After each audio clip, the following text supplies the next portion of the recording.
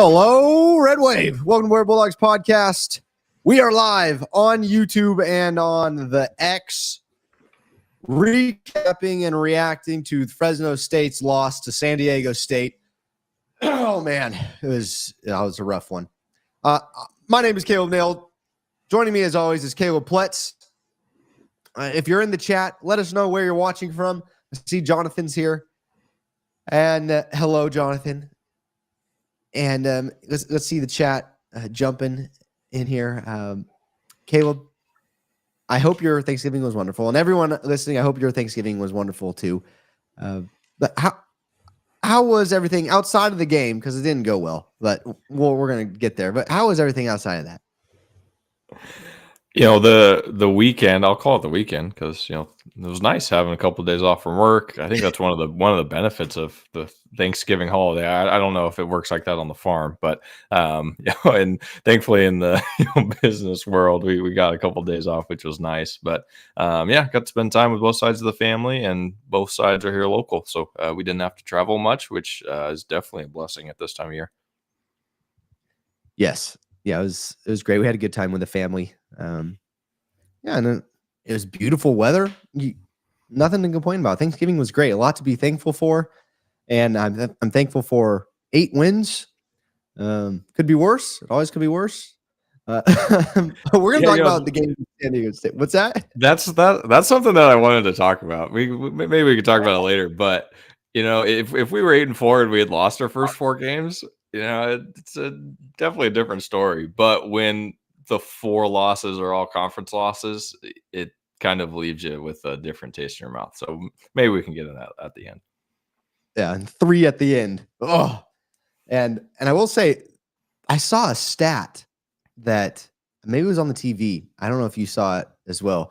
Every time Fresno State had lost 3 games in a row, something weird. Oh, it was on Twitter. Something weird had happened. Like Pat Hill retired after 3 losses in a row. DeRuiter was fired. Something else, weird stuff happened at Fresno State in the Fresno State football program when 3 losses in a row happened to end the season. We'll see what happens this year. I don't know. Ominous foreshadowing. Yeah. If you join the live stream, we did like a watch party. I guess you could say I did a watch party on YouTube for the Mountain West championship for women's volleyball, and they won. It was crazy. I thought, you know what the heck? I'm just going to let's go live and see who comes in. Chris, who's in the chat now, Chris Lake, he was there. He's talking me through volleyball and things like that. What a game. And congratulations to the ladies. They now play I think they're ranked, they play Stanford, who is ranked number 2 in the country. So number 1 on their side of the bracket. So it would be like us getting the 16 seed in March Madness. But we're there. It's huge, and I'm so happy for the ladies. When they get to their outside hitters, like Chris was talking about, they got to get to them. We look really good. I don't know if this means anything to anyone, but we have some good players. So I'm excited for them, and they play. Well, I'll ask you one question on volleyball, and then we can get to football because that's what everyone wants. I mean, how many teams are in the NCAA postseason? I have no knowledge of how that postseason works. I don't know. It looked like 64. I saw the bracket. So like a full tournament. Okay. Yeah. The 4 different sides, just like the NCAA March Madness tournament. I'm sure somebody knows though. Okay. We have a lot to get to. We have you guys to get to. We're going to go through all of your things. And then we'll talk about, where we think the Dogs will be in a bowl game. And we have, are we going to even give a player of the game or a play of the game? Maybe a play of the game, but player of the game, I don't know. We'll see. And I think that'll do it. And we're just gonna talk. If you guys have anything to throw in there, we will make sure to check out the chat as we go. Yeah, Chris says just like March Madness. Perfect. It looked like it. Okay.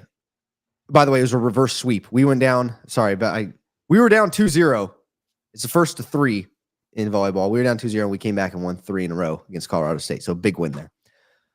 All right, let's get to you guys first, and then actually, you know what we're going to do, Caleb? I'm going to change it. You and I are just going to talk first because everyone steals what we're going to say, and then we'll get to you guys. And because I just want it to be a natural conversation between the two of us rather than jumping around. So first things first, Caleb. Overall reaction to the game. Overall reaction: Fresno State loses 33-18. We need to, we usually forget to say the score, so I'm going to say that there. Extremely frustrated, but at the same time, we could kind of see this coming because the blueprint was there for a Fresno State opponent to win against this Fresno State team that was showing that they couldn't slow any running game down, and an offense that was really having challenges moving the ball and sustaining drives. And we saw that here with 1 for 9 effort on third downs, 0 for 2 on fourth downs. That was one of our keys, was get first downs and sustain drives. They did not do that. So pretty clear there, reasonings why they lost this game. And there was a comment here. I got to scroll back. Oh, Kevin saying our running backs played their hearts out. I do think that, like, if we're looking for silver linings here, there's a handful of players on this team that are just playing their hearts out and really trying their hardest. And I think Malik is one of them. I mean, he was running angry yesterday, and it's just unfortunate that he didn't get enough carries to really make a difference. So, yeah, we have a lot of question marks going into the bowl game and, even beyond that. So I'm thankful for the players that played hard, but I think that there's a lot to be desired still, even, personnel-wise on this team. I agree. I think running backs are great. I think everybody saw that, and I'm really happy for them. I think Malik Sherrod is – if there's a captain on the team, I would probably say it's Malik. Body language, the way he plays, the way he runs with the ball, I would guess it's Malik. I don't know for sure, but that's my guess. Gilliam came in, gave us really good touches. I'd like to see – I don't know what happened, why he wasn't getting touches. There's rumors of different things, but we don't know. We can't tell you for sure. But he needs to get more. He needs to be getting more touches. On a 4th and 2, why are we throwing the ball? Put him in and run it. Sorry. It is bad. I mean, Austin asked, what are your guys' thoughts on the game coaching-wise and decision-wise, etc.? I thought it was awful. Plain and simple. I thought it was awful. On offense, like play calling and defensive play calling too, or what in particular? Yeah, I will say that. I think so. I mean, we saw Coyle on the field. We were talking about McCann being on the field. The guys need to get a feel. The coaches need to get a feel for the game. And then we text each other, oh my gosh, Coyle is on the field. They're changing things up, which I thought was good. And the first couple drives, I thought the defense played with more energy than the past 2 games, for sure.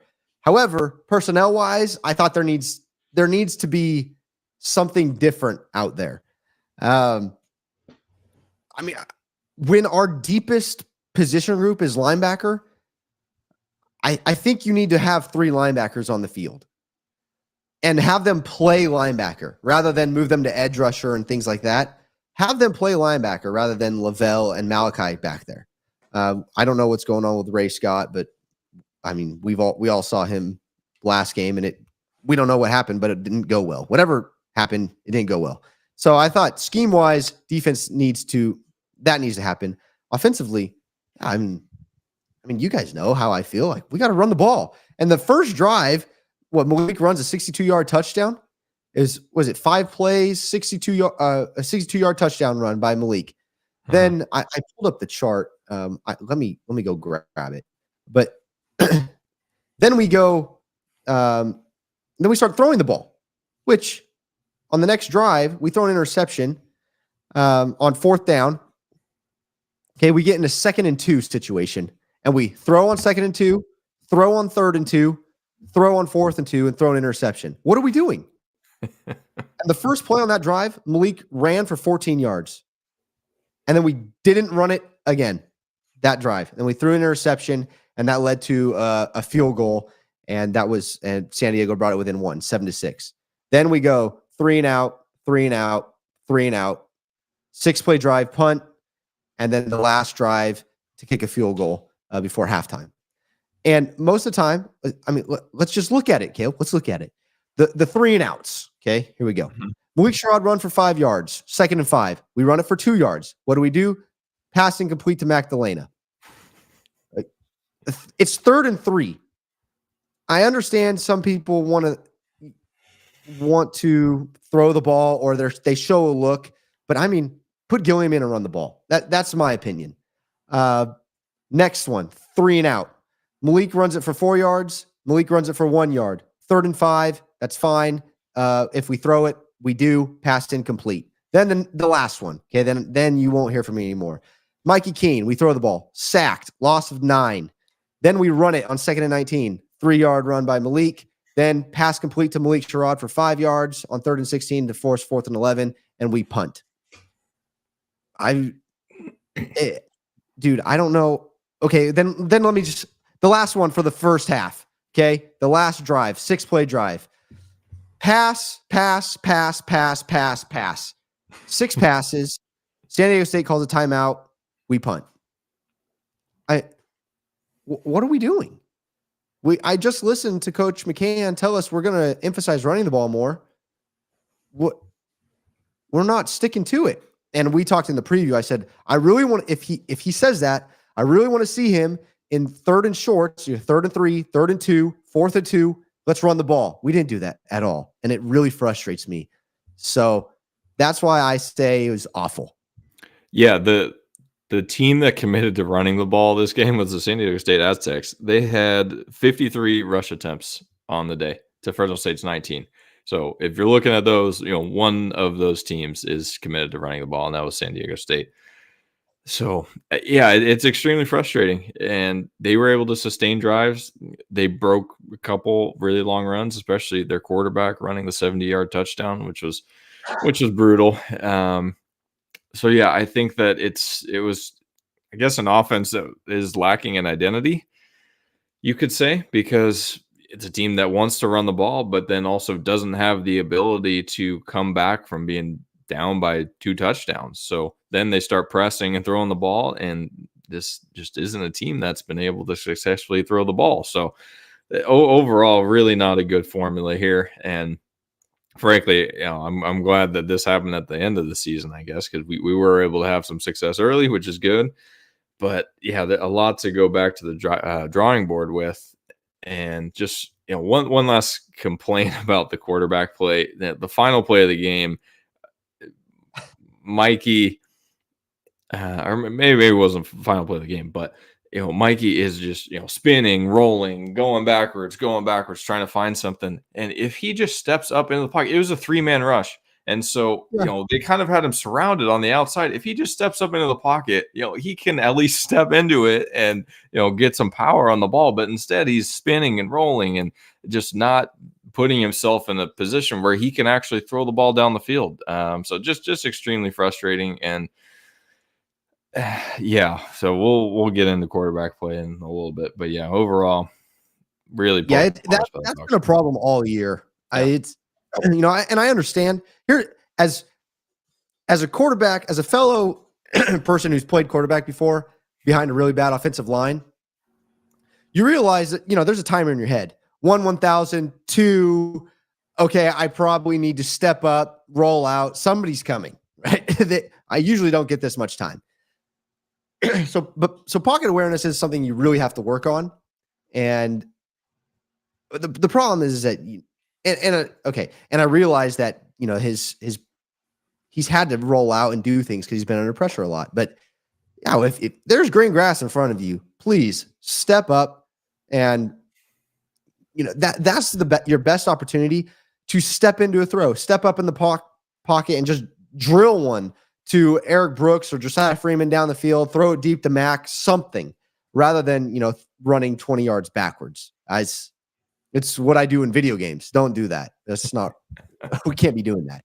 So there's a lot to work on. There's a lot of film that needs to be watched over this next week or leading up to the bowl game and into this following season. I know there's a lot of questions about next year. We're going to get to those in a second.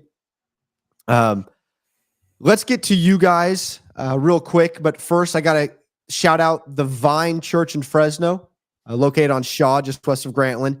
If you guys are looking for a community or you want to strengthen your community, you need a prayer group, you need support, come on out to the Vine Church. It's full of kind, welcoming people. The pastor speaks biblical truth. If you have questions about Jesus, come on out. Sundays, 10 a.m., the Vine Church on Shaw, just west of Grantland. I attend there.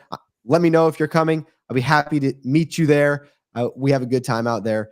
That's the Vine Church in Fresno on Shaw, just west of Grantland. We also want to thank Flora Flower Co. Flora Flower Co. is located on Shepherd and Willow. They're open Mondays through Saturdays, 10 a.m. to 6 p.m. They got you for all your flowers, right? Christmas is coming up.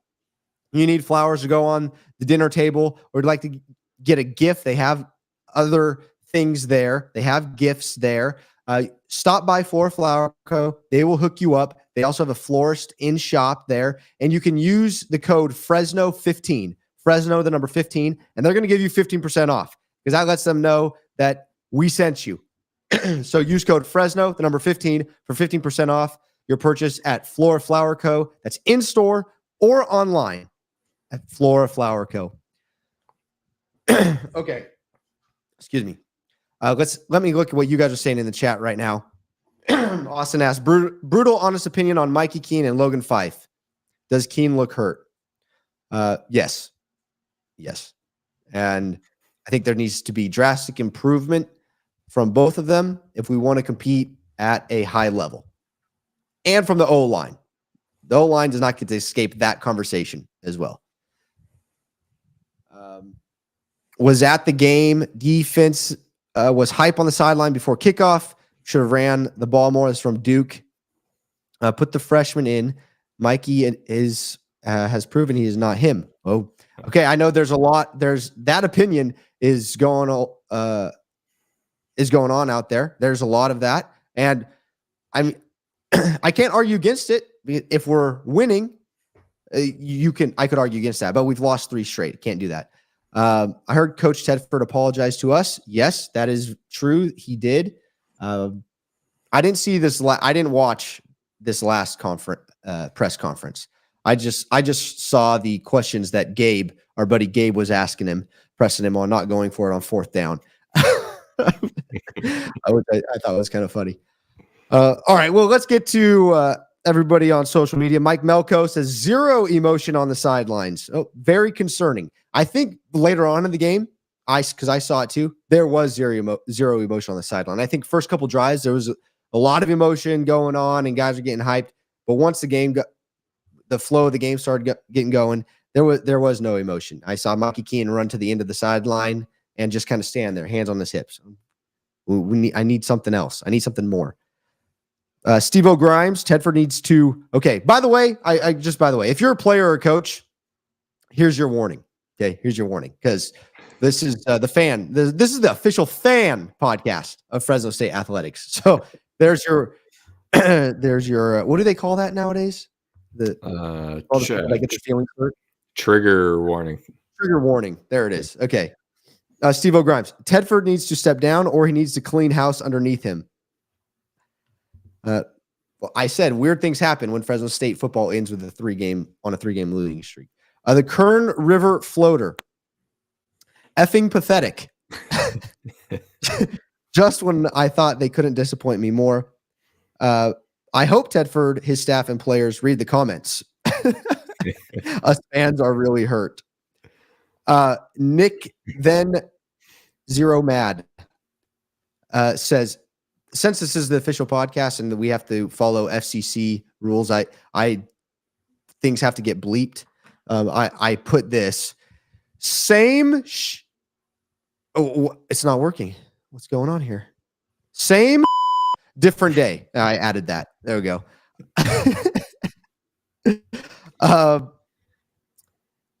Some people can't wait for Randall says can't wait for an embarrassing bowl game.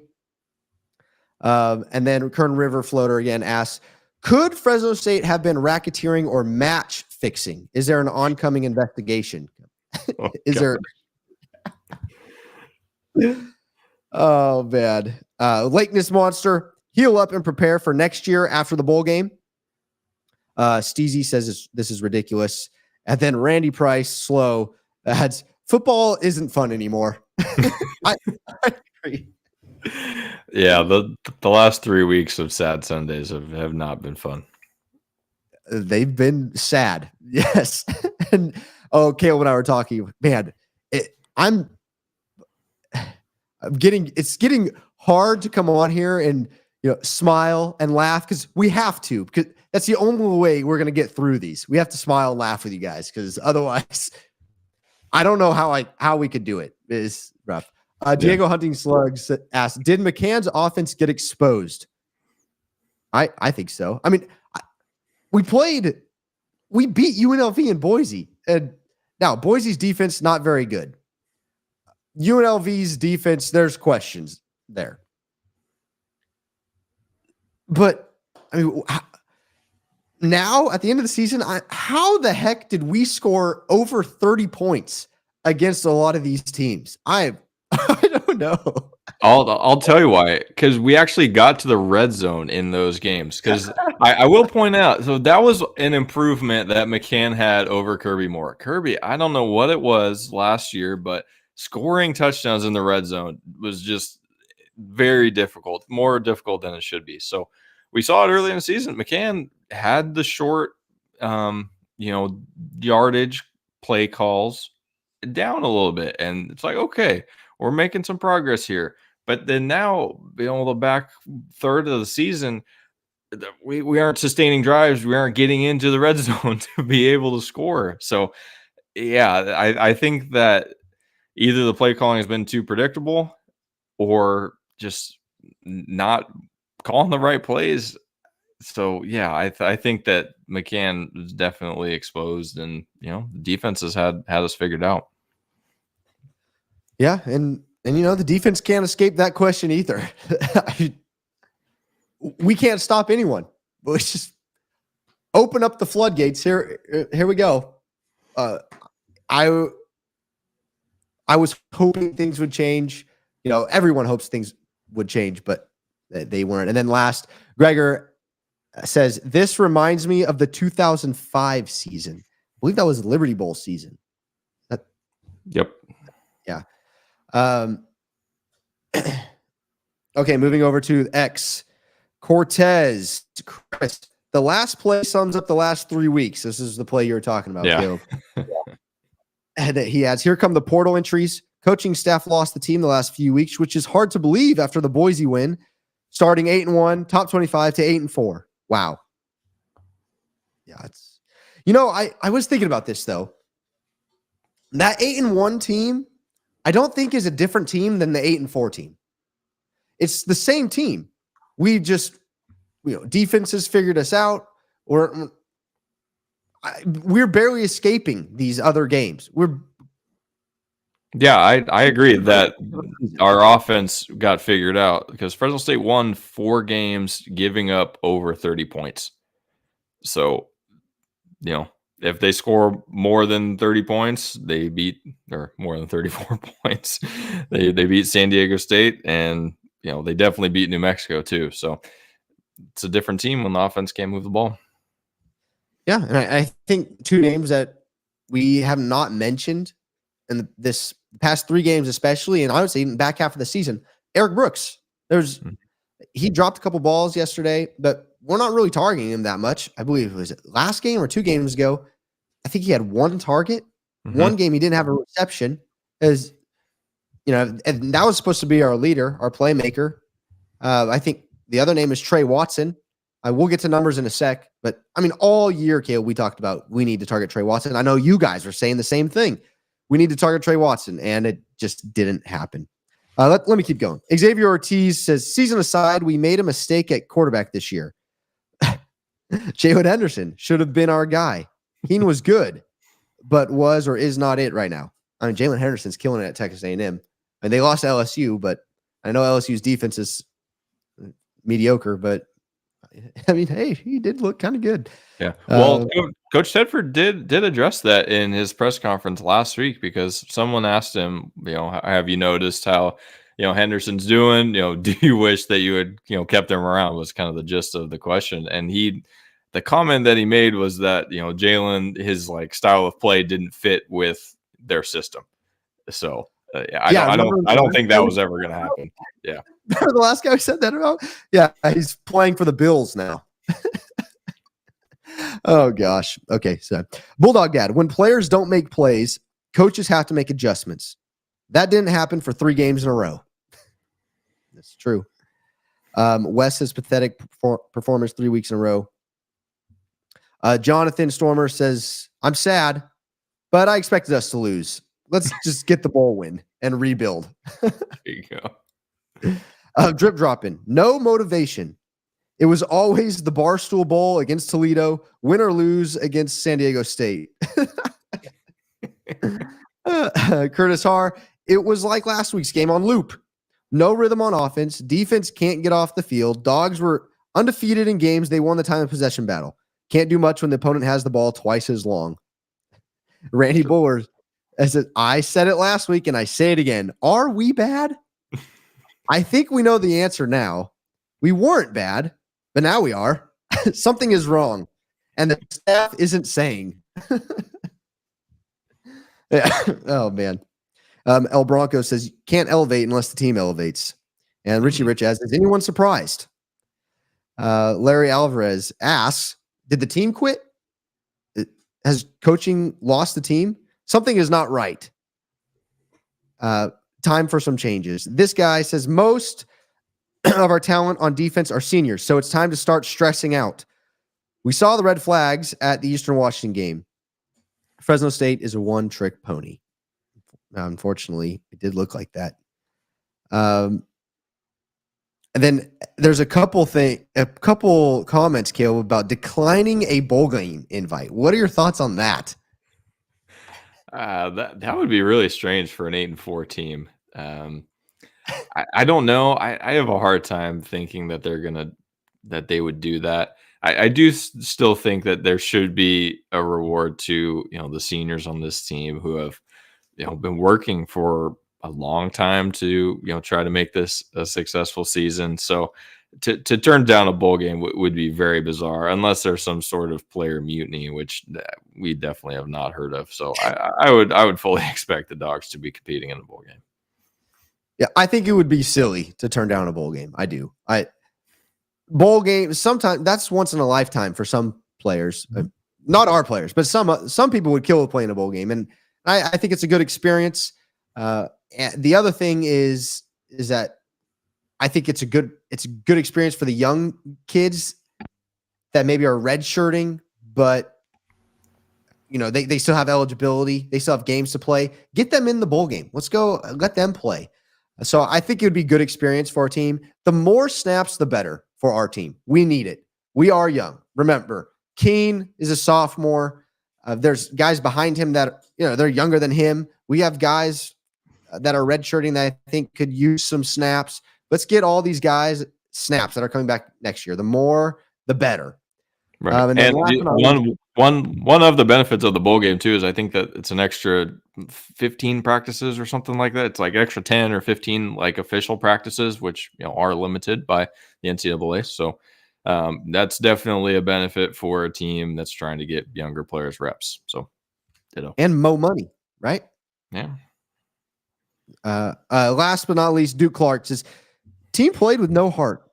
Offensive coordinator called sorry plays. Defense getting beat on peanut butter and jelly plays. Quarterback throws way too hard into triple coverage. Yeah, he does. And stares down his receivers. And then there's lots of other comments about letting coaches and players go, which happens if you look in our comments after losses. And, I don't think anyone needs to be let go right now. I just think there needs to be a long look in the mirror. Right. And I think specifically at the head coaching position, I don't know who Fresno State is going to get that's better than Jeff Tedford, who isn't going to just try to leapfrog to a better position. So more prestige position. So I do think that Tedford is the guy to lead this program. So I think that those, people calling for that is kind of crazy, because I do think he still is a very good coach and respected by players and coaches. So I do think he's the guy. I mean, I wouldn't be surprised if there's some, changes with position coaches, because those are usually more transient personnel. Yeah. Looking in the chat, Kevin, he makes a good point that I want to bring up. He says our pass plays are just odd. The tough passes across the field, and we didn't run the ball enough. Yeah, I agree. In the beginning of the season, we were talking about we were successful in the short and intermediate passing game, and it was becoming predictable to other teams, and we saw it these last 3 games. But that's where we were the most successful, and I think that's in large part due to not being able to block for Keen long enough. And then I also would add the inexperience of Keen, because he doesn't go through his progressions a lot of the time. I think I saw him do it once during the game. I could be wrong about that, of course, but it looks like mind is made up before the snap. And then during the play, we're not looking 1, 2, 3, 4, and then coming back. It's 1, maybe 2, check down. All right. So looking at one side, that we're not looking off safeties, anything like that. So I don't know how. Here's my question to you, Caleb. How do you think we make this offense successful? Besides offensive line development, or should we focus on? I think that has to be part of the Let's talk bowl game. Like bowl game. So near future. Short term, figure out how to actually throw the ball to our receivers in space and not just, dumping it. So I would want to see the ball pushed down the field more, because we have really strong receivers outside. Jalen Moss is a really good player who he got maybe 2 or 3 targets this past game. Magdalena is a really solid target. Josiah Freeman is a really good target on the outside. So, being able to get those guys the ball, I think, is going to be crucial to have, some sort of balance on the offense. And, we're a broken record here, but actually running the ball, that should be the goal. So how they figured out that, I don't know, especially with, our kind of duct tape patch offensive line. I don't know if we can have that kind of expectation for a bowl game. I think our offense should be ran like Michigan's offense. It's not going to be as successful, but Michigan they just run the ball until you stop them. And that's what we should do. And then if we have to go under center and run play action, or shoot, I don't care. Let's run out a pistol or shotgun and run play action. I don't care. But we need to open up the passing game by running the ball. And if we run the ball 3 times in a row, I at this point, Caleb, at the bowl game, this is what I want to see. We run it first, second, third down, and if it's 3rd and 4, 3rd and 5, we run it and don't get it.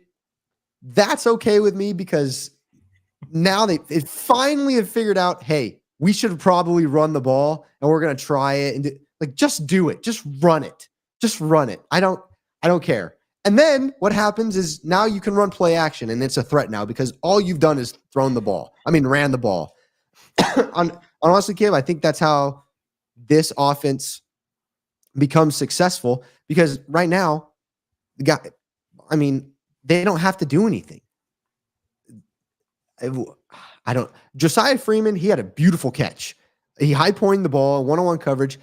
If we get one-on-one coverage with Josiah Freeman, all it's going to take is a play action. Maybe that guy bites a little bit, and just throw it up to Josiah Freeman. He will most likely win that.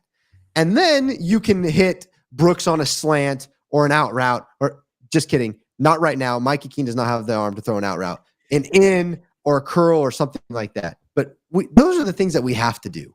And we're just not doing it. And the thing that's so frustrating about this, Caleb, is that this is like high school level stuff. What do they call us? Couch coaches. We see this stuff, and we talk about it, and all of a sudden we say something and it's successful a week later. That should not be the case. We should be talking about things that were successful that, it should be new stuff coming up. We should not be saying things that become successful later. Granted, not too many things have become successful for this offense the past 3 weeks. But anyways, it is very frustrating. And it doesn't do our defense any favors. When our defense is on the field for over an hour, it's bad. Yeah. So, all right. I think we can get to, I don't want to take everything. Let's get to some numbers real quick. Actually, Caleb, would you mind thanking some sponsors before we get to some numbers? Absolutely. So first we want to thank Eastie's Wood Shop for their support this football season. You guys need to check out Eastie's Wood Shop. Their web address, shopew.store, for your custom woodworking and home decor needs. They have some really cool items that they can personalize for you. Perfect time for the holidays. There's people on your list that you don't know what to get for them. Just go to their website, shopew.store, and they can customize something for you. Use the code BEWARE for 15% off your first purchase. And we definitely want to thank Easties for their support this season. And we also want to thank ManageX. They're a full-service property management company in the Fresno and Clovis area. They service single-family homes, small apartment complexes, office and industrial properties. And they've been in business since 1978, and they're big supporters of Fresno State. So if you need property management services, you can check out their web address, managex.net. And we want to thank them for their support this whole season. All right, numbers time. Mikey Keene, 21 for 36, 190 yards, and an interception. No touchdowns. I was hoping for at least no turnovers this game. Didn't happen. That pick came on a fourth and 2. Sorry. Let's talk about trigger warning, man. Let's talk about quarterback play real quick, Caleb. A lot of the fan base, and myself included, we want to see something different. Kevin Peterson ads in YouTube. When we pass, can we do slants, something over the middle? As Keene's lack of height limiting him. I think it's actually his lack of arm strength. In my opinion, I saw Chris Lake talking about this, and he was in the chat. Like his motion, his throwing motion is odd, and he doesn't have anything behind it. I mean, he's throwing off his back foot a lot of the time, so I think that's what's hurting Keene. But Caleb, this game in particular, what did you think about Keene's performance? On his interception, it did seem like his height was an issue because the backer kind of bluffed that he was going to blitz, then started backing off, and the broadcast showed an angle from behind Mikey, and you couldn't really see the guy that picked it off. So that made me think like, okay, I guess Mikey probably just didn't even see him because he can't see over his O-line. So that kind of explained the interception there. So I do think that is a concern when we have an undersized quarterback. I do agree with you too with the arm strength. That's something that I've been saying all season. He's just not able to drive the ball down the field, and especially if he's off balance and not from a proper throwing base, which rarely is he going to have unless it's a quick hitter on a 3-step drop. So yeah, it's frustrating, and I don't know if that's something that can be corrected going forward. We do know that he's battling injuries, so we do want to give him the benefit of the doubt too. But if you have a strong arm, you have a strong arm, and I don't know if he has a strong arm. I'll just say that. Well, okay. Well, here's my thought about the quarterback position too. We know Mikey's been struggling through or fighting through injury. If we're still losing, why is he out there? Right? If he's really, people are going to say he's our best option to win. I think that's the argument, right? Even a hurt Mikey is our best option to win. I put a young guy in. They can't blow their red shirt. Some of them have already blown it or used it. So put the young guys in. Let's see what they got. Honestly, I don't. It gets that bad, Caleb. I don't like. I hate to say that, but it gets so frustrating just because we know exactly what's going to happen when we drop back to throw the ball. It's the same thing every time. And something has to change with whether it's calling plays, Mikey executing the plays. So we try something different. If he's hurt, why? And you care so much about his health, why is he out there? Yeah. And plus, now you have an out as a coach. Oh, we're on our third string guy. I think after 12 games, we have a good feeling for who the quarterbacks are. I think that Mikey is a average quarterback, respectfully, who isn't able to overcome some inefficiencies in his offense. So he's not able to will the team to victory. I think Logan is a serviceable backup, and in short amounts of time with a good scheme, I think he can be successful coming in a relief. So that's kind of what the Bulldogs have right now, which doesn't make me super optimistic with either of them for the future. So I'm really hoping that either Joshua Wood or Mandel next year are in the hunt for possibly starting a quarterback, because it seems like there needs to be something else, something different to be able to give a spark to the offense. And I'm worried about the quarterback position, Gil, because I think Fife stays, but I don't think if Wood doesn't get the starting job next year, I don't think he stays. And how long is Mandel going to sit?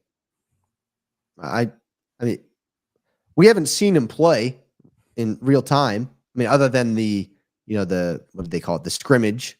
Yeah. Spring game. Preview. Yeah.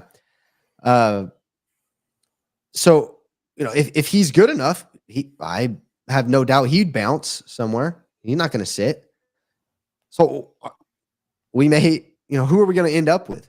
Is there that threat that we're going to lose a couple of our quarterbacks? I know there's some young guys, some walk-ons and other guys as well, but we'll see. I think there's a huge question mark. Also, Caleb, it's back to the same question that we started the season with about the quarterback position. Yep. And unfortunately, we didn't get an answer. I thought we got an answer, but we didn't get an answer. It's back to square one. Okay, let's get to a positive, shall we? Running the ball. Malik Sherrod carried the ball 15 times for 138 yards and 2 touchdowns. Elijah Gilliam carried the ball twice for 21 yards. Malik Sherrod has been the highlight of this team on the offense for these past 3 games. Everyone knows he has to touch the ball. That's our best player. He has to touch the ball. And I think last game he touched the ball 19 times, I believe. We ran the ball 17 total times this game, and Malik only touched the ball 15 times. I'm okay with Malik only touching the ball 15 times if Gilliam also gets 15 touches. But there is no reason that we should only be running the ball 17 times. As I'm going to sound like a broken record, but run the ball. Get your best players the ball. Malik Sherrod is probably your best player. He needs to touch the ball. And when you run for 138 yards on 15 carries, that's 9 yards a carry. That's insane. Please run the ball. Go ahead, Caleb. I agree that recently Malik has been the best playmaker on the team, with a guy who's playing his heart out and playing like a madman, and he's getting results too. So if you isolate this stat line for Malik on this game, you're like, oh, that's a great game. I bet this team won. Their running back averaged 9 yards carry, had a couple touchdowns. That seems like a good formula, but no. So yeah, I mean, I guess that's a bright spot going forward. We know that we have Malik, assuming he sticks around, but also a ton of depth in the running back room. So that's also a question mark going forward too. So I don't know. I mean, I'm glad that he had a good performance to end the regular season, but I know that, this offense has a lot more potential. Yeah. Yes. We were texting each other during the game, and let me know what you guys think about this. Malik is back there returning kickoffs, and he got crunched one play. Mm-hmm. Oh Lord. And you could tell the next time he returned it, No, I think it was the time he got crunched. He was running. I don't know, he was very skeptical when he was running that ball, and usually that's when people get hurt. It wasn't the normal Malik, like, I'm gonna just go, and usually he'll find a hole and have a decent return. Not that time. And then from after that hit, fair catch from here on out. And it is frustrating, and this is what's frustrating to me, is that we don't have anyone else that can go get us a play returning the kicks. I mean, Jalen Gill was supposed to be that guy, but we talked about it all season. Like, he's just not explosive returning the ball. He runs like Malik when Malik is skeptical of what's going to happen because he doesn't want to die because he has a team on his back. So, that's a little frustrating to me that no one's best is, it's not even close to Malik's, and Malik's not even trying. Mm-hmm. But anyway, we have to find playmakers in other positions, and we have to get them the ball. Whether that be, or I sad that this is Brooks' last season, but just anyone all year. We got to get these people the ball, and the fact that Brooks and Trey and Sherrod aren't getting the touches is very frustrating. Okay, I will move on. Let's talk about the receiving. Brooks, 5 receptions, 53 yards. Sherrod, 5 receptions, 44 yards. Mack, 3 for 18. Jalen Moss, 2 for 17. Josiah Freeman, 1 for 16. Trey Watson had 2 receptions for 16. Elijah Gilliam, 1 for 12. Jalen Gill, 1 for 8. And I believe that is Tim Greer, 1 for 6. Mm-hmm. The receivers were okay most of the time. Some guys had a couple drops. Max slipped on one. Not much you can do about that. I like what I saw from Freeman's catch and Trey's 2 catches. He just got to run that route a little longer on that. I think it was a 3rd down. Got to get to the sticks. But other than that, I don't know. What are your thoughts on that? On the receivers? I don't have a whole lot on the receivers. I think that part of it is a function of a quarterback not having a ton of time and being able to get them the ball. So disappointing. And when the quarterback is only averaging 5 yards an attempt, I think that's what the average comes out to, and only having 190 passing yards on the day, just frustrating. And I'm sure the receivers are frustrated that they aren't able to get the ball in space and make plays. So I think that's all I got to say about that. Defensively, Malachi Langley led the team with 13 tackles. He looked fine. I liked what I saw from Langley. He did look a little slow, but yes, yeah. But yes, he did. Statistically, this is probably his best game of the season in terms of number of tackles. He was making a lot of plays. Right. Lavelle had a big sack right in the beginning of the game. It was a delayed blitz, and he crushed him. That was nice. We finished with 2 sacks. We had 6 TFLs, but we couldn't force them into 3rd and longs. They're very disciplined with running the ball and sticking to their game plan, and they just cooked us, man. It's just slow death. You text me, said, "We're bleeding out." That was your text. "We're bleeding out," and it was. And after you text me that, they're going on that long drive. I just pulled up my phone. I couldn't. It was just on in the background. The game was on in the background. Caleb, I never turn off Fresno State games. I always stay till the end at former Bulldog Stadium. But the past 3 games, I turned off the San Jose State game. The New Mexico game, I think I turned it off as well. That was 2. And then this game, I wasn't paying attention. It was on. I didn't turn it off, but it was on. I was just scrolling. Yeah, I think one of the big differences in the defensive performance here, San Diego State was able to convert a decent amount of 3rd downs and sustain drives. They were 8 for 19 on the day and 3 for 3 on 4th down, which was huge. And I think that going back to coaching decision question that was earlier in the episode, San Diego State was aggressive. Granted, they didn't have anything to lose. They're 3-8 last game for their head coach, so why not go for it? But they were Well, three we for didn't three either, on though. exactly. So that I was getting frustrated too. That look, we really don't have anything to lose in this game except for our pride, and we'll get to kicking here in a second. But yeah, it's frustrating when the defense is not able to execute and stop short yardage plays. Most of them, we knew what was coming. They're going to run the ball. A lot of 3 running back personnel groupings, and yeah, there's just holes in the defense. It seemed like some linebackers were out of place because they were running free. The San Diego State offensive line was getting a big push. I mean, their line was 3-4 yards down the field on running plays. So frustrating overall. And on the defensive side of the ball going forward, there's definitely some question marks with who's going to step up.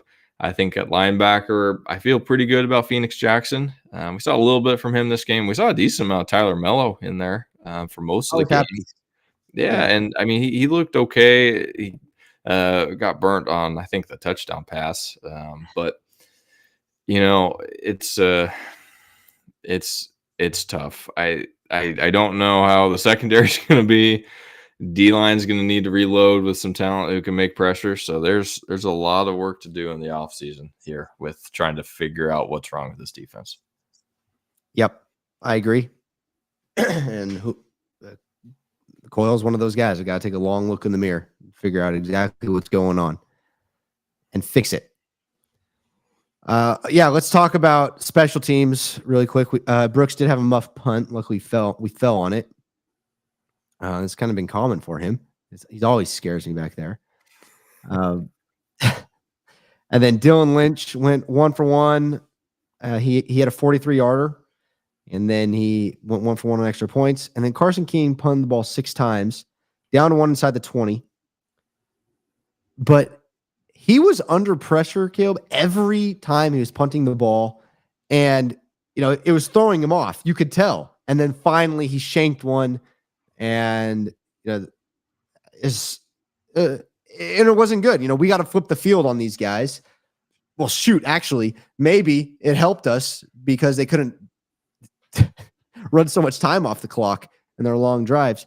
But special teams punting past 2 games has been subpar, I'd say. Yeah, and I don't know if I put that on the blocking scheme or on Carson, probably a little bit of both, but they were close to blocking a couple, which is unsettling, especially for a team that's supposed to have top-notch special teams with Coach John Baxter. So hopefully that gets cleaned up here before the bowl game. And I think that, possible weakness exposed there for the Fresno State special teams. And I was thinking, look, this should be Fresno State, right? Like that's the identity of the Fresno State special teams. We're going to get after the punter and maybe we're going to block one, but we've maybe been close to blocking one 2 or 3 times this year. But then I'm also looking at, okay, San Diego State also only punted 3 times. So it's not like there's a lot of opportunities for a block too. The defense needs to get off the field. So it's all of our gripes kind of coming together. Yeah. The last thing, and then we'll get to play of the game and player of the game. There was another play. I'm going back to the offense. Another play where San Diego State came out kind of like the New Mexico game where they both play 3-3-5 defense. And, there's two DNs, nobody in the middle. They got about 4 linebackers standing there. And we checked to a different play. And I thought, oh, yes. We're going to run the ball. We're checking to a run. This is great. That's an easy 3 yards. Easy. We passed. We threw the ball. I just had to throw that in there. I know you guys hadn't heard enough of me saying that we should run the ball. Gosh. All right. Well, we do want to thank Givoli Winery for supporting Where Bulldogs podcast this year and their continued support. Givoli Winery, it's a winery out in the beautiful town of Biola. It's located actually on Biola Avenue, just north of Jaw. They're open Saturdays and Sundays, noon to 5. They have brick oven pizza there. They have wine tastings. Get yourself a bottle. I think they have a trivia night coming up. There's lots for you to do. Head to GivelyWinery.com. That's Ziveli. It's pronounced Gively or Zavelli. GivelyWinery.com. And their calendars there. You see their list of events. But the most important event that is happening at Gively Winery is December 10th. We are throwing a bucket golf tournament at Gively Winery out in the fields there. So bring a club.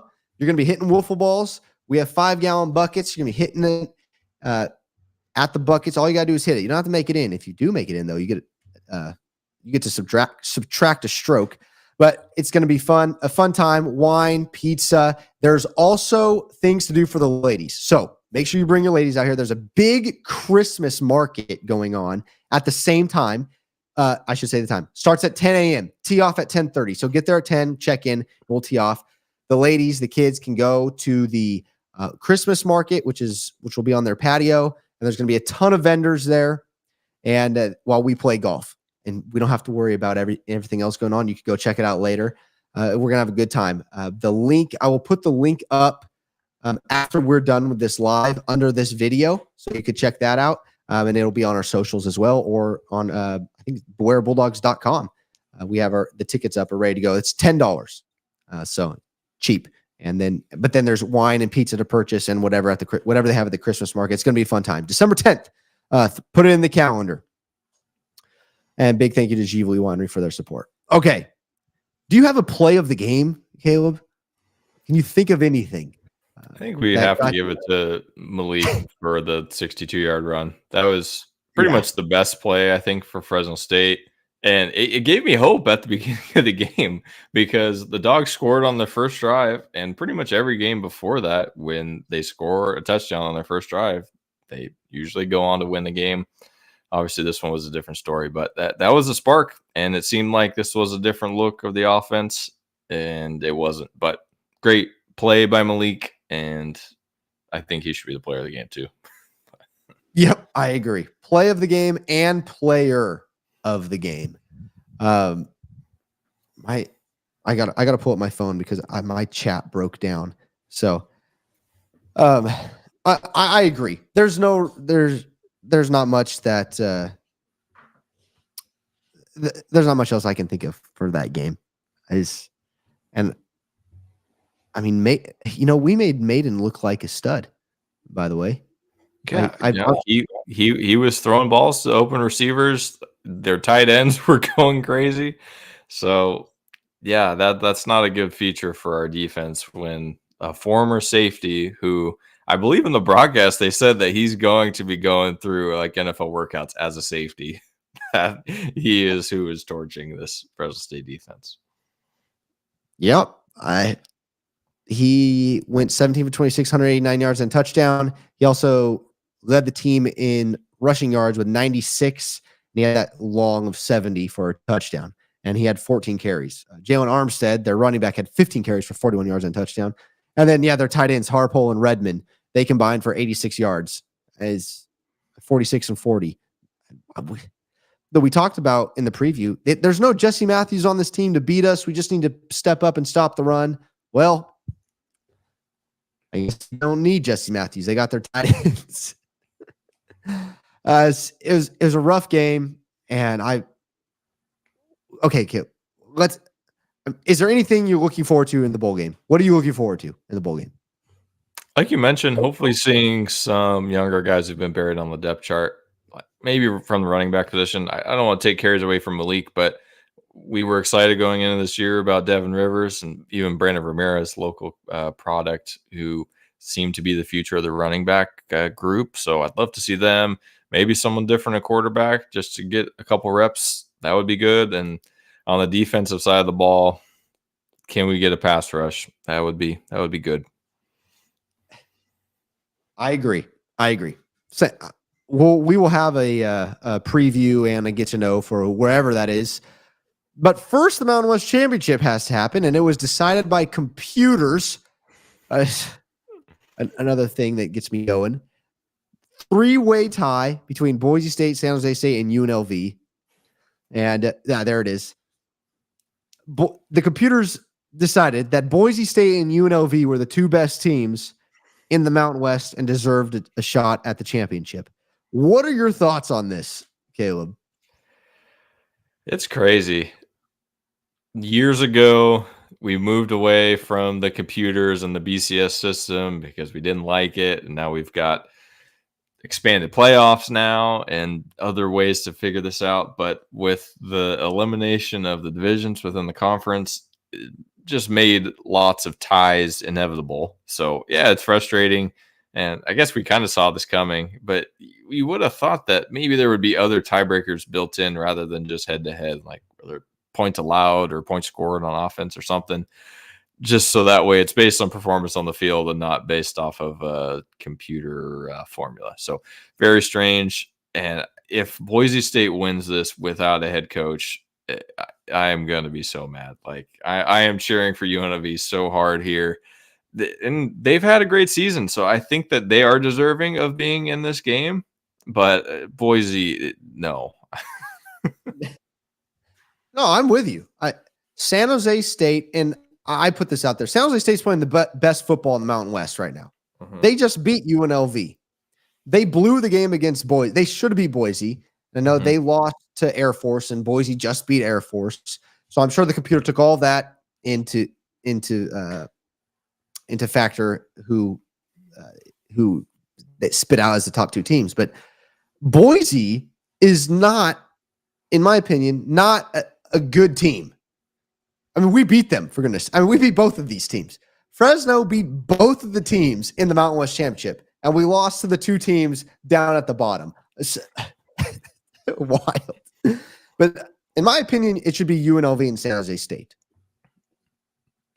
Just based off the facts. But I know you can't take the team that's playing the best right now. You can't do that.